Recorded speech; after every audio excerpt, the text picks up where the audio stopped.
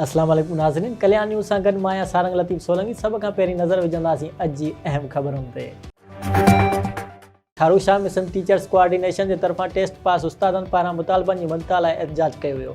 ख़बर मूजिबि ठारू शाह में अपग्रेडेशन अपॉइंटमेंट खां रेगुलर प्रोमोशन तालीम में इंक्रीमेंट ॾियण जे लाइ मुतालबो कंदड़ उस्तादनि अब्दुल जब्बार राजपर, सरमद कीरियो, फैसल राजा सुमरो, ज़ाहिद पंवर, गुलाम मुर्तज़ा सियाल ऐं ॿियनि दाईंदे चयो त तालीम जो वज़ीर ऐं सेक्रेटरी असांजा जाइज़ मुतालबा मंज़ूर नथा कनि। तालीम खाते जे वज़ीर पारां 1 साल पहिरियों ऐलान थियल मुतालबनि ते को बि अमल नथो कयो वञे। हिननि चयो त जेसीं ताईं असांजा मुतालबा मंज़ूर न थींदा तेसीं ताईं एहतजाज जारी रहंदो। हालाणी प्रेस क्लब पारां सीनियर सहाफ़ी ऐं सिंध सहाफ़ी संगत जे मरकज़ी वाइस चेयरमैन बचल हिंगोरो जे मान में सहाफ़ती ख़िदमतुनि एवज़ हालाणी प्रेस क्लब में हिकु शानदार आजाणो ॾिनो वियो। आजाणे तक़रीब में 100 खां वधीक सहाफ़ियुनि शिरकत कई। तक़रीब खे बचल हिंगोरो, सरफराज़ रिंद, गुलाम मुस्तफ़ा मुग़ल, सैयद जानी शाह, नादिर लाशारी ऐं बेताज बादशाह ग्रुप जे समीर सहतो, काज़ी अरसलान, आसिफ रिंद ऐं ॿियनि पंहिंजे ख़िताब में चयो त असां निहायत शुक्रगुज़ार आहियूं हालाणी प्रेस क्लब जे सहाफ़ी दोस्तनि जा जिन तमामु घणी इज़त ॾिनी। हिननि वधीक चयो त हालाणी आसपास में थींदड़ ग़रीब मिसकीननि सां ॾाढ ऐं जबर ख़िलाफ़ ऐं समाजी बुराइनि ख़िलाफ़ गॾिजी जदोजहद कबी ऐं असांजी टीम ग़रीबनि मिसकीननि जो भरजलो थींदी। काज़ी अहमद ठठ जागीर ॿेलो बचाइण ऐं ॿेले जे ज़मीन ते बासर माण्हुनि जे कब्ज़े करण ख़िलाफ़ ठठ जागीर जे मुख़्तलिफ़ ॻोठनि जे रहवासियुनि मोहम्मद बचल भुट्टो, मोहरम भुट्टो, नसीर जूणेजो, रफ़ीक जूणेजो, शबीर ओठो, कासिम कलोड़ो, वॾेरो कासिम जूणेजो, मीर ओठो ऐं ॿियनि प्रेस क्लब काज़ी अहमद पहुची एहतजाजी मुज़ाहिरो करे राशि ॿेले खाते जे DFO ज़ीशान बमरो, रफ़ीक शेख, गार्ड असगर चांडियो ख़िलाफ़ सख़्तु नारेबाज़ी कई।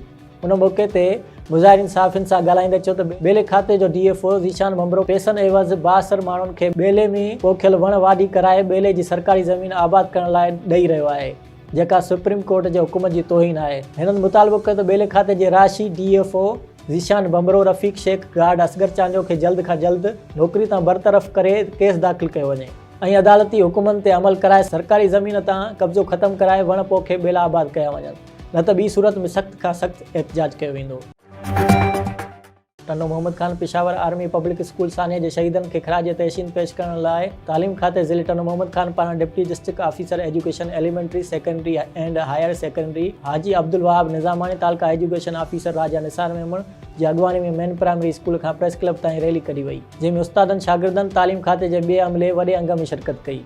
उन मौक़े ते पेशावर आर्मी पब्लिक स्कूल सानिया जे शहीदनि जे इसाले सवाब जे लाइ फातह ख़्वानी करे दुआ घुरी वई। इन मौक़े ते deputy district officer education Haji Abdul Wahab Nizamani, तालका education officer Raja Nisar Memon, headmaster Syed Amjad Hussain Shah ऐं ॿियनि पंहिंजे ख़िताब में पेशावर आर्मी पब्लिक स्कूल सानिया जे शहीदनि खे ख़राज तहसीन पेश कंदे चयो त दहशतगर्द असांजे मासूम ॿारनि खे शहीद करे असांखे झुकाए नथा सघनि। इन वाक़े खां पोइ हौसला वधीक बुलंद थिया आहिनि। हिननि मुतालबो कयो त मुलवस दहशतगर्दनि खे केफ़र किरदार ताईं पहुचायो वञे। टंडोलियार में पीउ जी नाफ़रमान पुटनि ख़िलाफ़ प्रेस कॉन्फ्रेंस।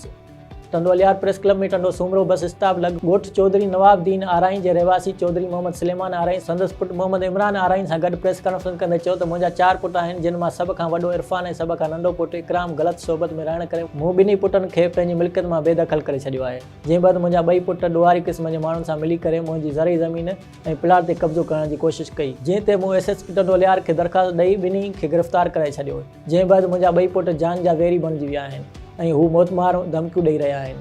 मुंहिंजे पुटनि मूं ख़िलाफ़ पुलिस में दरख़्वास्तूं ॾिनियूं जेके पिणु कूड़ियूं साबित थियूं।